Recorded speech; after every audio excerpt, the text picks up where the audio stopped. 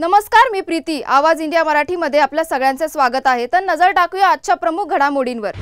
Mark मिळाले 100 पैकी 100, कमळी आमची एक नंबर। पण या 100 मार्कात तिने ईव्हीएम वापरलं होतं का? उद्धव ठाकरेंची भाजपवर बोचरी टीका। मला उत्सुकता आहे की ही कमळी नेमकी कुठल्या शाळेतून शिकली, कारण त्या शाळेत ईव्हीएमची मदत होती का? कमळीला एक नंबर म्हणणारे कोण आहेत हे मला पाहायचं आहे, अशी खोचक टीका ही उद्धव ठाकरे यांनी भाजपवर केली आहे। संपूर्ण महाराष्ट्राच्या कानाकोपऱ्यात जय महाराष्ट्राचा नारा पुन्हा एकदा बुलंद झाला। हा नारा बुलंद करण्यामागे शिवसेना आणि शिवसैनिक तर आघाडीवर होतेच, पण शिवसेनेसोबतच ज्या राजकीय पक्षाने मराठी भाषिकाने आपले पक्षभेद विसरून सहभाग घेतला त्यांचे मी आभार मानतो। सरकारला शहाणपण सुचलं की नाही हे येत्या काही दिवसात कळेलच, असं उद्धव ठाकरे म्हणाले। मला उत्सुकता आहे की ही कमळी कोणत्या भाषेच्या शाळेतून शिकली, कारण मार्क मिळाले 100 पैकी 100, कमळी आमची एक नंबर। आता ही कमळी नेमकी कोणत्या भाषेच्या शाळेत शिकली, त्या कमळीवरती कोणत्या भाषेची सक्ती होती का, तिने 100 मार्क कसे मिळवले, का त्या 100 मार्कात सुद्धा ईव्हीएम तिने वापरलं होतं का, तर ती मला उत्सुकता आहे। त्याच्यामुळे कमळी आमची एक नंबर म्हणणारे कोण आहेत त्यांना मला आता बघायचं आहे। सगळ्यांना धन्यवाद। जय हिंद, जय महाराष्ट्र। येत्या 5 तारखेला एकजुटीचं दर्शन दाखवल्याशिवाय आम्ही राहणार नाही। 5 तारखेला विजयोत्सव हा साजरा करणारच। ज्याप्रमाणे आंदोलनात सगळे एकजूट होऊन उतरले होते, तीच एकजूट आपल्याला विजयोत्सवात दाखवण्याची आवश्यकता आहे, असं शिवसेना पक्षप्रमुख उद्धव ठाकरे यांनी म्हटलं आहे। आज विधान परिषदेचा कामकाजाचा पहिला दिवस होता। यावेळी उद्धव ठाकरे यांनी विधानसभेच्या आवारात पत्रकारांशी संवाद साधला। हिंदी भाषेसंदर्भातील GR रद्द करण्यात आल्यानंतर मनसे आणि शिवसेनेकडून जल्लोष यात्रा काढण्यात येणार आहे, याबाबत उद्धव ठाकरे यांनी माहिती दिली आहे। काल संपूर्ण महाराष्ट्राच्या गावागावात आणि कानाकोपऱ्यात जय महाराष्ट्राचा नारा परत एकदा बुलंद झाला आणि हा नारा बुलंद करण्यामध्ये शिवसेना शिवसैनिक तर आघाडीवरती होतेच, पण शिवसेनेसोबत ज्या राजकीय पक्षांनी ज्या मराठी भाषिकांनी आपापले पक्षभेद विसरून सहभाग घेतला त्या सगळ्यांना मी मनापासून धन्यवाद देत आहे। सरकारला शहाणपण सुचलंय की नाही हे येत्या काही दिवसात कळेल, पण तूर्त त्यांनी हिंदी सक्तीचा GR रद्द केला, आणि जर का त्यांनी रद्द केला नसता तर मराठी माणसाची एकजूट ही आता झालेली आहेच, पण त्यांनी रद्द केला नसता तर 5 तारखेच्या मोर्चात आता सुद्धा येणारच आहेत, पण अगदी भाजपामधले SNC गटातले अजित पवार गटातले अनेक मराठी प्रेमी हे सहभागी होणार होते आणि होणारही आहेत। त्यांना सुद्धा मी खास धन्यवाद देतोय की मातृभाषेचं प्रेम हे पक्षाच्या पलीकडे असलं पाहिजे। सरकारने एक केविलवाणा प्रयत्न केलाय, तरी सुद्धा आम्ही त्यांना धन्यवाद देतोय। आता नवीन एक समिती नेमले, त्या समितीमध्ये नरेंद्र जाधव यांच्या पांडित्याचा किंवा बुद्धिमत्तेचा पूर्ण आदर राखून मी त्यांना सांगतोय की म्हणजे सरकारला सांगतोय की तुम्ही अशी थट्टा करू नका, कारण हा शिक्षणाचा विषय आहे आणि शिक्षण विषयामध्ये तुम्ही अर्थतज्ञांची समिती नेमलेली आहे। अर्थात कालच मी सांगितले की समिती कोणतीही असू दे, त्यांनी काहीही देऊ दे, पण सक्ती विषय आता संपलेला आहे। त्याच्यामुळे कोणी अगदी कोणाची समिती त्यांनी बसवली तरी आमच्यावरती महाराष्ट्रावरती हिंदी सक्ती आता होऊ शकत नाही, हे काल मराठी माणसाच्या शक्तीने दाखवून दिलेलं आहे। म्हणून त्यांना मनापासून मी सगळ्यांचे परत एकदा आभार मानतोय। महाराष्ट्र सरकारने हिंदी सक्तीचे दोन्ही GR रद्द केले किंवा त्यांना रद्द करायला भाग पाडलं, त्यासाठी महाराष्ट्राचं मराठी जनतेचं मी अभिनंदन करीन। सर्व बाजूंनी जो रेटा आला त्यातून सरकारला गरज नसताना हा विषय आला होता, परंतु तो विषय रद्द झाला, त्याबद्दल मी महाराष्ट्राचे मराठी जनाचे आभार मानीन। पण त्याचबरोबर साहित्यिक, मोजके कलावंत, त्याचबरोबर मराठी वर्तमानपत्राचे, मराठी चॅनलचे संपादक यांचेही आभार मानतो, असे मनसे अध्यक्ष राज ठाकरे म्हणाले। काल देवेंद्र फडणवीस सरकारने त्रिभाषा सूत्राचा GR रद्द केला। या त्रिभाषा सूत्रामध्ये इयत्ता पहिलीपासून हिंदी भाषेचा समावेश करण्यात आला होता। यावर मनसे आणि उद्धव ठाकरे गटाने आक्षेप घेत जोरदार विरोध केला होता। अखेर सरकारला हा GR रद्द करावा लागला। यावर राज ठाकरेंनी पहिली प्रतिक्रिया दिली।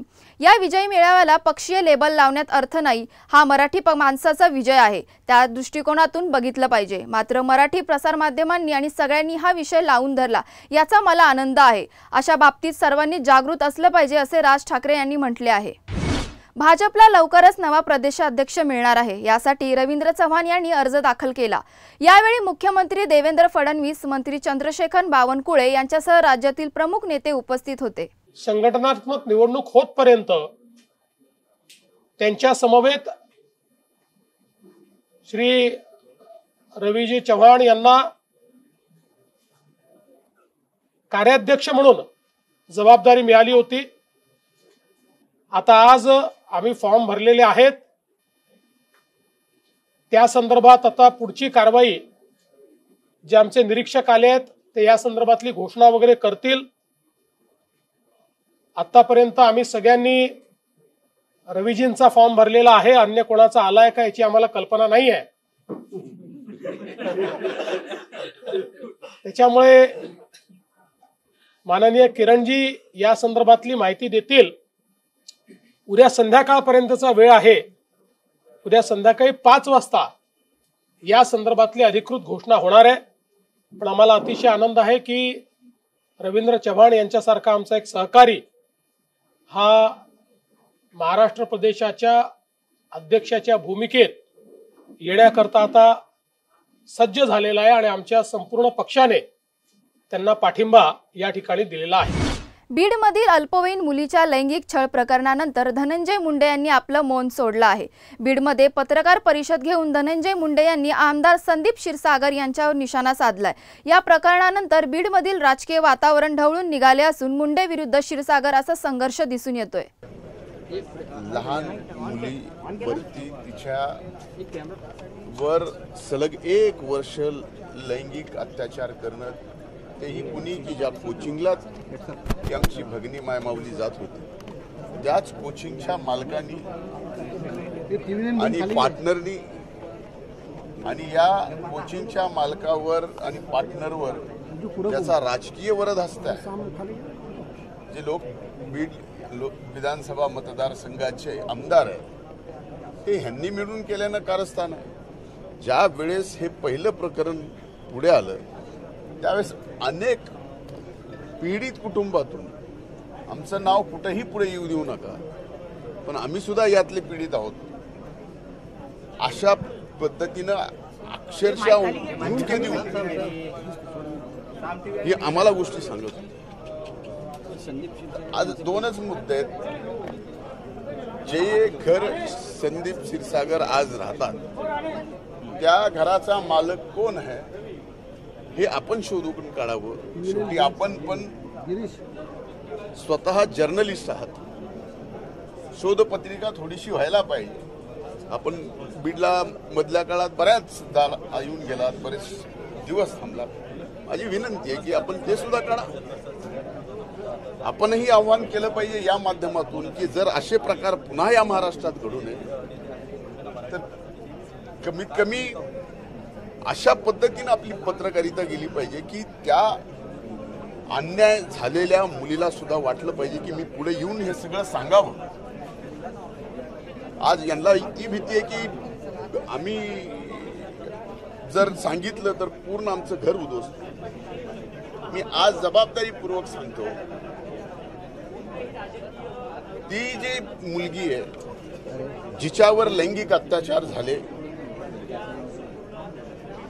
तिच्या आई वडिलांनी ठरवलं की आता आपलं सगळं संपलं आणि आपण आत्महत्या करावी। आणि हे मुलीने ज्यावेळेस ऐकलं त्यावेळेस ती मुलगी पोलीस स्टेशनला येऊन हे सगळं सांगितलं। आता 3 दिवसापूर्वी त्या मुलीने हे सांगितलं नसतं काय झालंय तर हे तिघेही आपल्याला आता या जगात दिसले नसते। पोलीस सुद्धा एक बाजू म्हणते की आम्ही अतिशय व्यवस्थितपणानं तपास करू, पोलिसांनी सुद्धा पास्को सारख्या केसमध्ये 2 दिवसाची PCR मागावी आणि कोर्टाने 2 दिवसाची PCR द्यावी। माननीय कोर्टाला काही अधिकार आहे, पण पास्को सारख्या केसमध्ये 2 दिवसाची PCR। जी मुलगी रडून रडून सांगते की माझ्यावर एवढे अत्याचार झाले, थांबत नाही सांगताना एवढे अत्याचार तिच्यावरती झाले। आणि आपण माध्यम म्हणून माझी विनंती आहे, आपल्या माध्यमातून मी आज आपल्यालाही विनंती करतोय की ज्या बीडच्या मुलींवर लैंगिक अत्याचार कोचिंग क्लासेसमध्ये झाले त्यांना न्याय मिळेपर्यंत तो लढा आपला सुद्धा आहे असं समजून आता लढावं लागेल। बोधगया मंदिर कायद्याला आव्हान देणाऱ्या याचिकेवर विचार करण्यास सर्वोच्च न्यायालयाने नकार दिला। सर्वोच्च न्यायालयाने सोमवारी बोधगया मंदिर कायदा 1949च्या अधिकारांना आव्हान देणाऱ्या याचिकेवर विचार करण्यास नकार दिला आणि याचिकाकर्त्याला उच्च न्यायालयात जाण्याचे निर्देश दिले। 1949च्या कायद्याच्या अधिकारांना आव्हान देणाऱ्या याचिकेवर न्यायमूर्ती MM सुंदरेश आणि K विनोद चंद्र यांच्या खंडपीठासमोर सुनावणी सुरू होती। बिहारमधील बोधगया येथील महाबोधी मंदिर संकुल युनेस्कोच्या जागतिक वारसा स्थळांपैकी एक भगवान गौतम बुद्धाच्या जीवनाशी संबंधित 4 पवित्र क्षेत्रापैकी एक आहे। बोधगया हे भगवान बुद्धांना ज्ञानप्राप्तीचे ठिकाण मानले जाते। पंढरपूरकडे जाणाऱ्या वारकऱ्यांना अडवून लुटण्याची घटना समोर आली आहे। तसेच एका अल्पवयीन मुलीवर अत्याचार करण्यात आला आहे। दौंड तालुक्यातील स्वामी चिंचोली येथे ही धक्कादायक घटना घडली आहे। पंढरपूरकडे जाताना वारकरी वाटेत चहासाठी थांबले होते। त्यानंतर गाडीत बसताना 2 जण गाडीवरून आले। या 2 जणांनी वारकऱ्यांच्या गळ्याला कोयता लावला। यानंतर 2 जणांनी वारकऱ्यांना लुटून नंतर अल्पवयीन मुलीला काही अंतरावर नेले आणि तिच्यावर अत्याचार केले आहेत। या घटनेमुळे दौंडमध्ये एकच खळबळ उडाली आहे। या प्रकरणी दौंड पोलीस ठाण्यात गुन्हा दाखल करण्याचे काम सुरू आहे। पोलीस अज्ञाताचा शोध घेत असून या आरोपींना जेरबंद करण्याचे मोठे आवाहन पोलिसांसमोर आहे। महाराष्ट्रातील कोट्यवधी लाडक्या बहिणींची जून महिन्याच्या 1500 रुपयांची प्रतीक्षा संपणार आहे। अजित पवार यांनीच त्याबाबत घोषणा केली आहे। आजच मुख्यमंत्र्यांनी सूचना केली होती की जवळपास 3600 कोटी रुपये लाडक्या बहिणींकरता या महिन्याच्या करिता डेबिटवर पाठवले आहेत। मंगळवारी त्यांच्या खात्यावर पैसे मिळतील। तो एक महत्त्वाचा निर्णय आज झालेला आहे असं उपमुख्यमंत्री अजित पवार यांनी काल रोजी म्हटलं। रेल्वेच्या सध्याच्या नियमानुसार एखादे तिकीट बुक केले असेल आणि ते वेटिंग लिस्टवर दिसत असेल तर रद्द झाल्यानंतरही पूर्ण परतावा दिला जात नाही, कारण रेल्वेकडून काही शुल्क वजा केले जाते। विविध प्रकारच्या श्रेणीनुसार हे शुल्क 30 ते 60 रुपये असते। त्यामुळे प्रवाशांना दुहेरी फटका बसतो। एकीकडे प्रवाशांचे तिकीट कन्फर्म होत नाही, दुसरीकडे त्यांना पूर्ण रिफंडही मिळत नाही। आता रेल्वे हे शुल्क रद्द करण्याचा विचार करत आहे। त्यामुळे वेटिंग तिकीट कन्फर्म झाले नाही तर प्रवाशांना पूर्ण रिफंड मिळणार आहे। तर अशाच प्रमुख घडामोडी बघण्यासाठी पाहत रहा आवाज इंडिया मराठी।